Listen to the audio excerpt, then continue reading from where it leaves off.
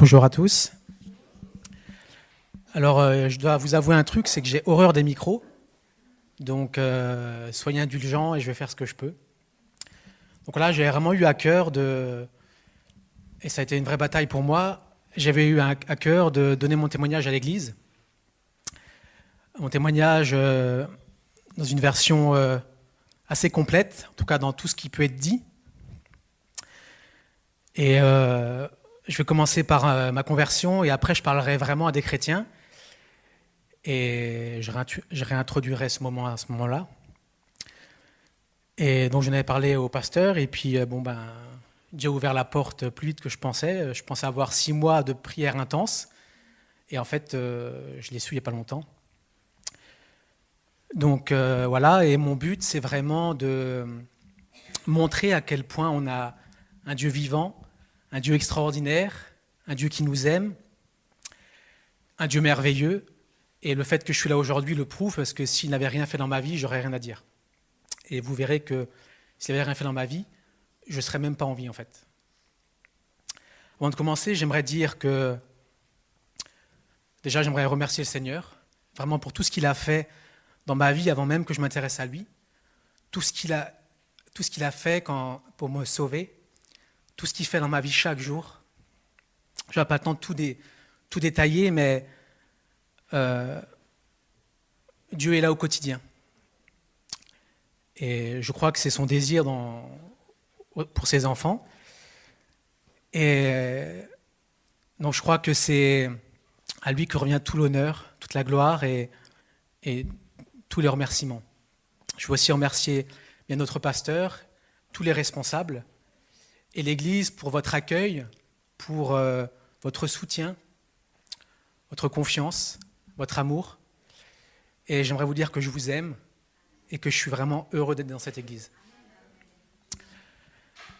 Alors voilà, je vais commencer à l'origine puisque je vais commencer quand j'étais dans le ventre de ma mère. Donc vous m'arrêtez si je me trompe, mais je pense que c'est l'origine.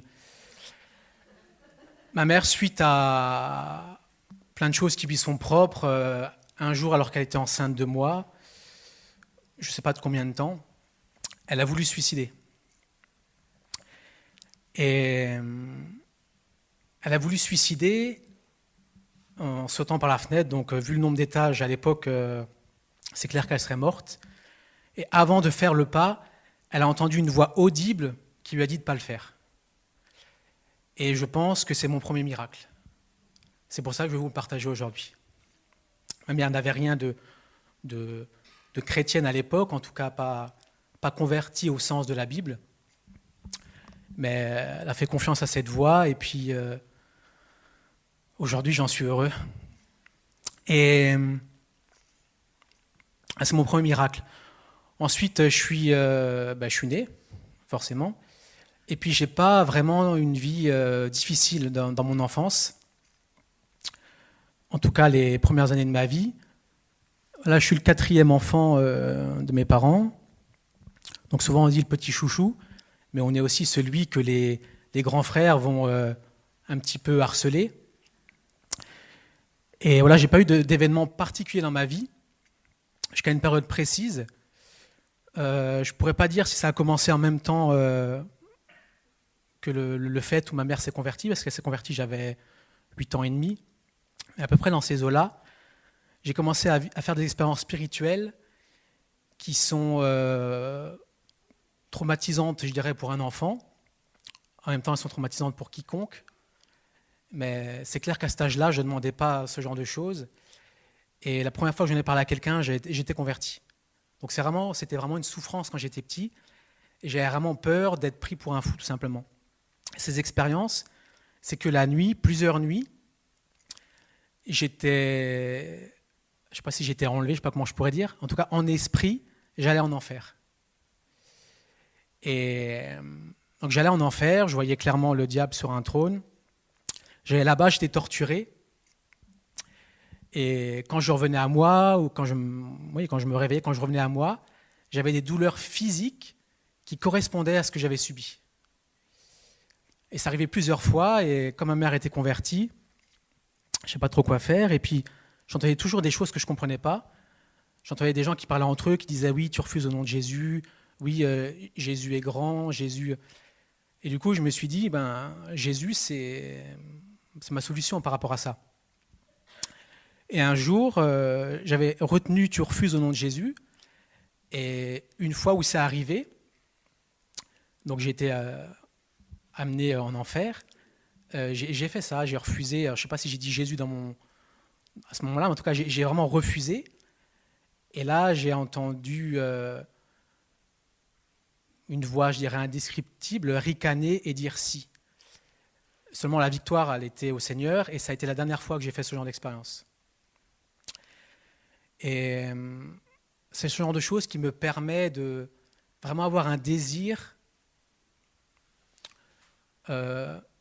d'amener mes proches et tous ceux que je peux côtoyer à comprendre que c'est une réalité, à comprendre qu'il y a un Dieu vivant, extraordinaire, qui nous aime, même si on ne s'intéresse pas à lui, et qu'il n'a qu'un seul plan, c'est de nous sauver. Et donc voilà, moi j'ai fait cette expérience-là. Et souvent, quand je discute avec un non-chrétien, j'ai le temps de rien dire, on me dit je ne m'intéresse pas à Dieu et je m'en fous d'aller en enfer. J'ai juste envie de leur répondre, ça c'est parce que tu ne sais pas où tu vas. Je crois que c'est une réalité, et quand tardivement, mais à 27 ans, j'ai compris le salut offert aux hommes, j'ai pas pris mon reste, j'ai vraiment invité Jésus dans ma vie, j'ai vraiment ouvert ma vie à Dieu.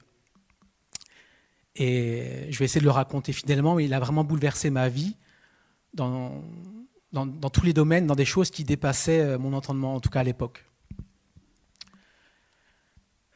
Donc voilà, j'avais fait cette expérience.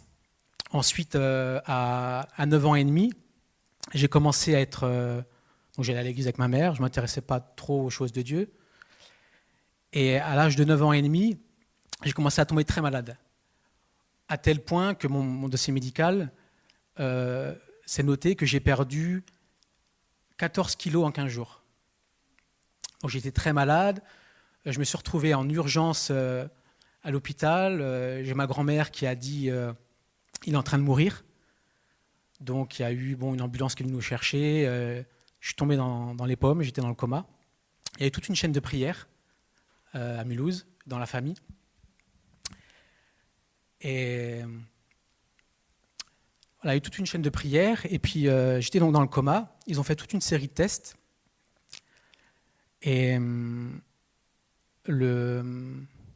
c'est un samedi matin que j'étais dans le coma, le samedi après-midi, il y a le pasteur de Mulhouse qui est venu prier, et voilà, donc il a prié, et Dieu a intervenu dans, je dirais, les minutes qui ont suivi, peut-être une heure, je ne sais pas. Et j'étais dans le coma et il y avait le médecin qui était là avec les infirmières qui visualisaient tous les tests qui avaient été faits. Il y a une infirmière qui avait même dit qu'elle n'a jamais vu autant de tests pratiqués en si peu de temps. Mais les médecins avaient dit à mes parents, c'est trop tard, mais on veut savoir ce qu'il y a. Et il faut savoir que mon dossier médical dit noir sur blanc, c'est écrit que je suis arrivé à l'hôpital, ma peau était grise déjà. Donc médicalement, c'est important de le comprendre, j'étais condamné. Donc le médecin regardait un petit peu les analyses, tout ce qui avait été fait, et il demande aux infirmières, mais où sont les analyses d'urine? Les analyses qui avaient été faites, mais il ne trouvait pas les résultats. Du coup, il demande, les infirmières ne savent pas, et il dit, mais comment elles sont ces analyses, tout ça?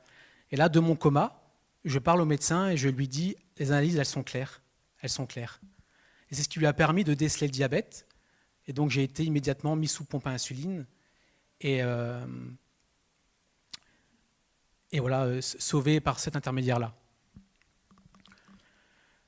Donc, suite à ma sortie d'hôpital, d'ailleurs, il y avait une infirmière qui allait prendre sa retraite, et elle a dit à ma mère, j'ai jamais vu un cas comme votre fils.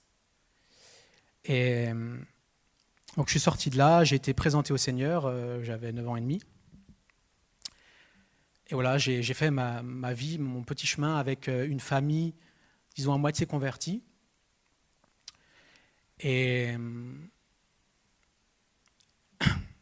voilà, je me suis jamais vraiment intéressé aux choses de Dieu. Quand j'ai eu 12 ans, mes parents ont divorcé.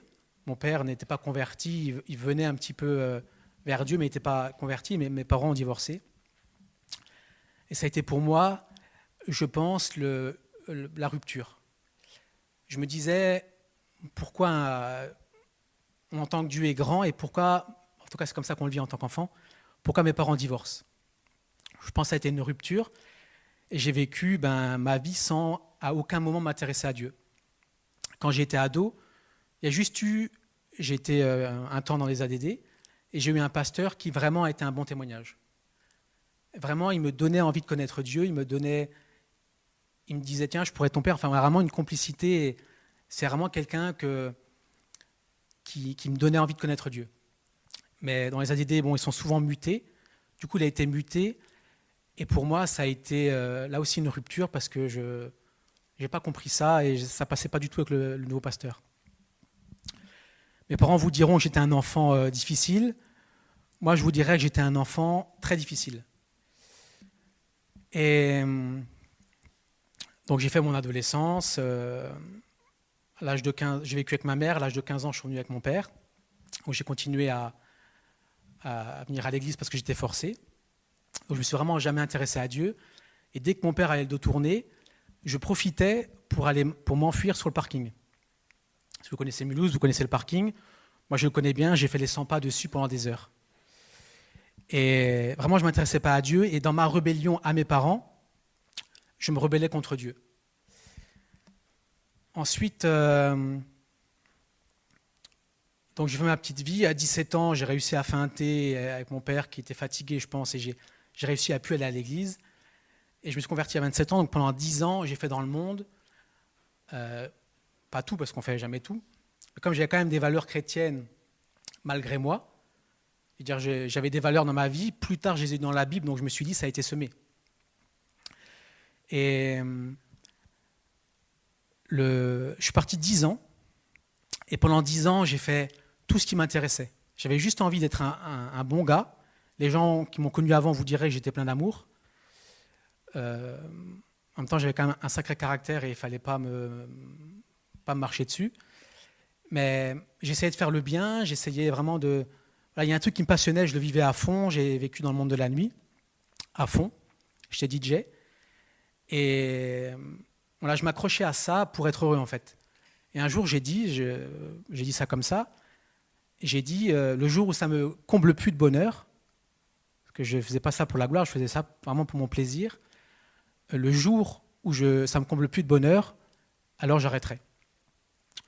Les 2 ou 3 soirées qui ont suivi, dont une soirée dans un gros club avec des stars, entre guillemets, rien. Et là, je me suis dit, alors c'est temps d'arrêter. Et je l'ai arrêté, en tout cas pour les gens qui me suivaient à l'époque, en pleine ascension. Alors, je n'imaginais pas que mes paroles avaient pu avoir un impact, mais vraiment, il ne se passait plus rien et j'ai arrêté, quoi. J'étais dans une souffrance continuelle. Je veux dire, je faisais mon travail, j'avais un bon travail. Je travaillais, je me retrouvais avec des potes, je faisais la fête, enfin en tout cas en soirée. Et je veux dire, quand je rentrais chez moi, j'étais dans un vide, j'étais seul et j'étais vraiment triste. Et donc j'ai arrêté quelques années avant de connaître le Seigneur et ça, je le bénis pour ça parce que si j'avais arrêté au même moment, on aurait pu se dire ouais, t'arrêtes parce que à cause de Dieu, alors qu'en fait, c'était pas du tout le cas. Et donc voilà, j'ai fait ma petite vie. Donc j'ai arrêté la musique à 24 ans. Et entre 24 et 27, je suis tombé dans toutes sortes d'autres passions. J'avais repris la boxe. Donc j'ai fait divers sports de combat. Je me suis entraîné avec des gens très performants. Et en faisant ça, il y a vraiment une haine qui grandissait en moi du fait de mon vide, de ma recherche. Clairement, j'avais qu'un seul but, c'est d'être capable, si on me saoulait, de tuer quelqu'un. Et aujourd'hui, dans mon cœur, je ne serais plus capable. Mais j'étais vraiment, je vivais mes passions à fond, c'était des échappatoires. Je voulais être heureux, alors que Dieu prévoyait que je sois heureux avec lui, en fait. Donc j'ai eu une passion qui m'a suivi pendant des années, c'est le cinéma. Vraiment, j'ai des collègues de boulot qui disaient que j'étais cinéphage. Je pouvais voir le même film 10 fois au cinéma. Quand j'avais besoin de m'oxygéner un petit peu de mes problèmes et de mes souffrances. J'allais au cinéma, même si je voyais 10 fois le même film. Ça, j'en parlerai tout à l'heure. Et donc là, j'étais vraiment dans une souffrance presque indescriptible. Et j'en parlais pas autour de moi parce que les gens allaient me dire, tu as un grand appart, tu as un grand écran, tu as plusieurs écrans d'ailleurs, tu as des consoles dernier cri, tu gagnes je sais pas combien à mi-temps plus qu'en France. Et donc je ne pouvais pas parler de ça parce que les gens m'auraient pris pour un fou en fait. À peu près 1 an avant de me convertir, ma mère m'a envoyé un mail un petit peu d'évangélisation. En tant que maman, ça, je le comprends. Et là, j'ai réagi de façon virulente. Et je lui ai dit clairement, elle m'a montré le mail par la suite. Je lui ai dit, Jésus, Joseph, Marie et tout le tintouin, tu peux te les garder, ça ne m'intéresse pas. 1 an après, j'ouvrais mon cœur à ce même Jésus qui a bouleversé ma vie. Et ce que j'aimerais dire, entre autres aux parents avant tout, et aux frères, aux sœurs, à tous ceux qui ont vraiment envie de prier pour le salut d'une personne, persévérer. 1 an après ma conversion, je partageais des choses que je vivais avec Dieu et avec ma mère, et émue, elle me dit, j'ai prié 19 ans pour entendre ce que j'entends aujourd'hui. Et j'aimerais vous dire, n'abandonnez jamais. N'abandonnez jamais. Il faut que les gens soient sauvés. Dieu leur laisse le choix. Et voilà, c'est comme ça. Donc on ne peut pas les forcer, mais vraiment aimez-les et priez pour eux et n'abandonnez jamais. On peut abandonner de venir rabâcher à chaque fois les mêmes discours parce qu'il faut être un témoin. Il faut déjà prier. Il faut être un témoin dans son comportement. Et il faut parler aussi. Ils ne peuvent pas connaître un Jésus dont on ne leur parle pas. Mais j'aimerais dire vraiment, même si vous avez parlé encore et encore aux gens, n'abandonnez jamais la prière. Et je bénis Dieu d'avoir une maman persévérante. Et je peux vous dire que ma mère, elle a galéré avec moi. Pendant 3 ans, je ne lui ai pas parlé, quand je suis parti de chez elle. Et donc voilà, j'ai fait pendant 10 ans, tout ce que je voulais. Et voilà, j'ai eu une passion dans les sports de combat, j'ai une autre passion dans les serpents. J'en avais une 20aine, et pas des petits, hein, vraiment des gros machins. Je vous rassure, je n'en ai pas emmené parce que j'en ai plus. Mais vraiment, j'avais besoin de m'accrocher à quelque chose pour être heureux. Le problème dans ce genre de choses, c'est qu'il faut toujours donner plus. C'est comme le matérialisme, c'est comme la consommation, il faut toujours donner plus pour te sentir bien. Et j'étais un gros consommateur en toutes choses. Quand ça allait pas bien, clairement, j'allais claquer du fric. Je m'achetais les trucs dernier cri. J'étais vraiment dans un système de consommation parce que ça me faisait du bien. Et je disais clairement, hein, je claque du fric parce que ça me fait du bien, ça me rend heureux. Alors j'avais ma paye le 25, en enlevant ce que je devais payer, je claquais du fric à côté. Le 26, j'étais plus heureux parce qu'en fait, j'avais plus d'argent à dépenser en fait. Donc voilà. Et cette passion pour les serpents m'a amené à faire une connaissance. Déjà, je suis devenu ami avec mon vendeur de serpents. Mais vu l'argent que je dépensais chez lui, n'importe qui serait devenu ami avec moi. Du coup, je suis devenu ami avec lui. On a créé ensemble un blog qui n'existe plus, un blog sur les reptiles. Et par ce blog, on a rencontré une fille avec qui, lui, il est sorti. Elle venait du Nord et puis elle a emménagé en Alsace avec ses 2 enfants. Et c'est devenu vraiment mes amis les plus proches. Le soir, je rentrais du boulot à minuit, j'allais les voir. Et elle m'avait pas raconté vraiment en détail, mais je savais que dans sa vie, elle avait été dans le satanisme. Du coup, moi je me disais, ça ne m'intéresse pas ce genre de choses. Elle me disait, de toute façon, je n'ai fini avec ça. Elle en avait fini avec le diable, mais lui n'a pas fini avec elle. Et donc voilà, ils font leur vie de couple, tout ça, et rapidement, ça ne dure pas. Elle se retrouve quasiment à la rue. avec 2 enfants. Elle se retrouve en situation difficile et vu que moi, je les aimais vraiment beaucoup tous les deux, j'ai voulu l'aider. Et c'est long à expliquer, mais c'est dans ce cheminement d'entraide que j'ai commencé à me rapprocher de l'Église. Non pas pour me dire, elle est sataniste, il faut Dieu, mais simplement parce que je me suis rappelé à un moment précis où elle se retrouvait à la rue, il fallait que quelqu'un m'aide à déménager, je ne savais plus quoi faire. Je me suis rappelé que mon père, donc qui a été converti depuis quelques années, a toujours été là quand j'ai besoin de lui. Donc j'ai fait appel à lui. Il m'a aidé. Ce jour-là, il a pu donner un petit peu, faire un peu d'évangélisation. Et puis, finalement, la vie suit son cours. Et un jour, je dois demander.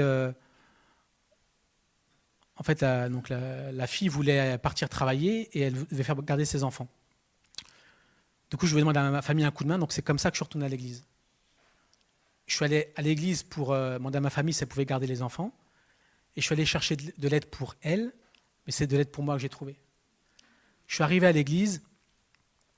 Pendant des années, j'étais forcé. Et voilà, je suis allé à l'église. Je me suis assis au fond, près de ma famille.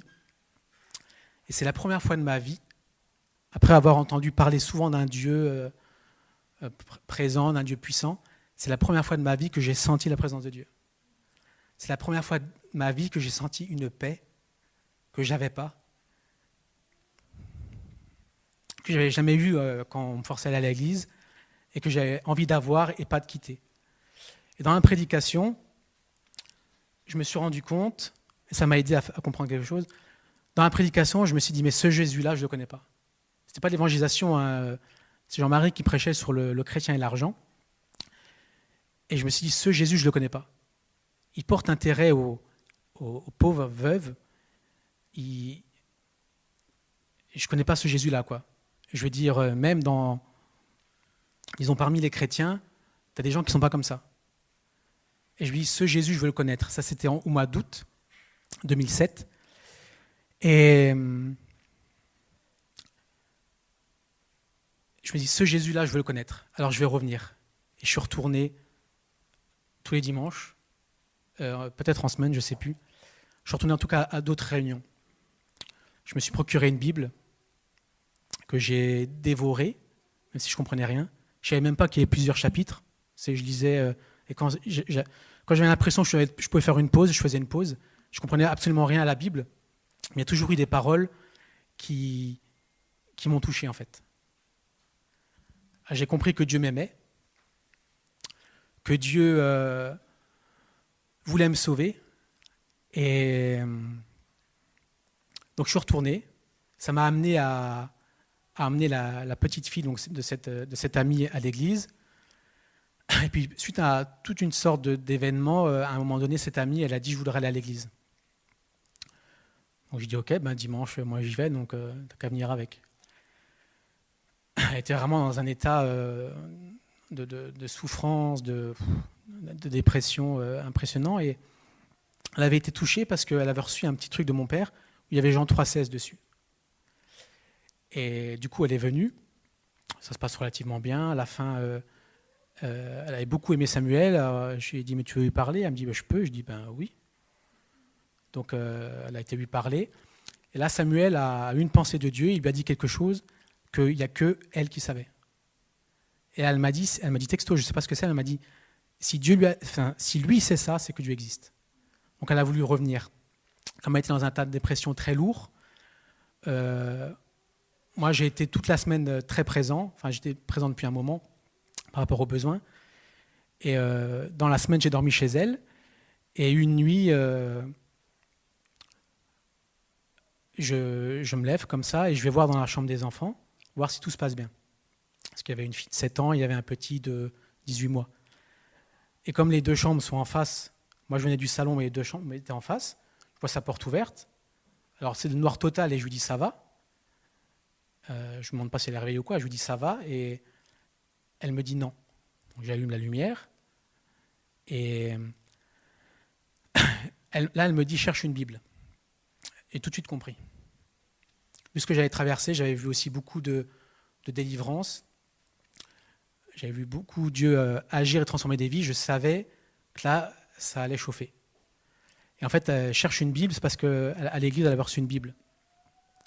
Donc je suis allé chercher la Bible, et le temps que je revienne, même si je ne peux pas trop décrire, j'ai véritablement assisté à des manifestations démoniaques. Une fois, je discutais avec quelqu'un qui m'a dit ouais, c'était de l'épilepsie. J'ai déjà vu de l'épilepsie, ça n'a absolument rien à voir.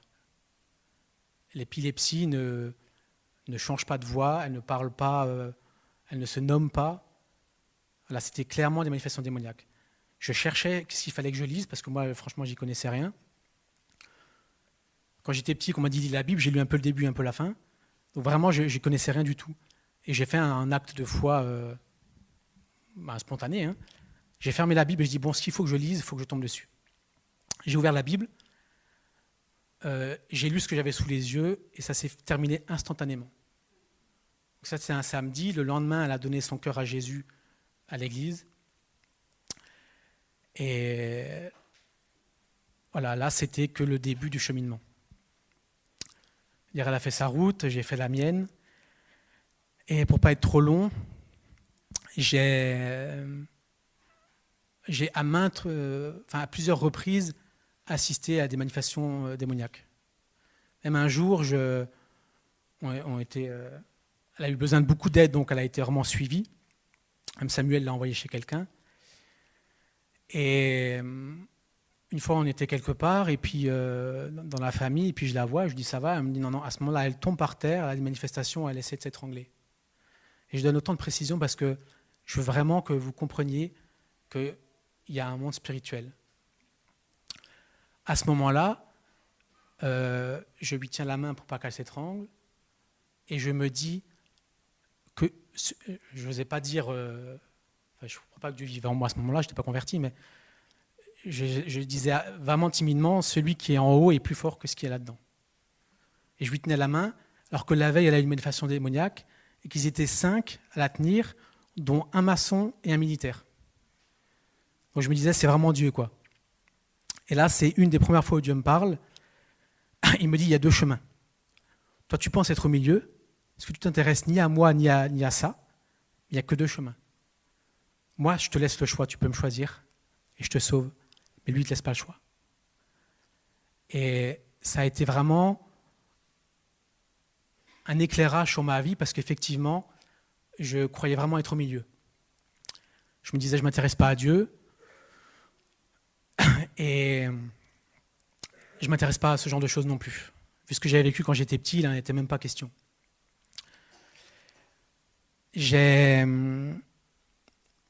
Donc là, je me suis dit, ok, je vais faire un choix. Et mon choix a été tout fait. Donc, j'ai commencé à continuer de lire la Bible, à prier.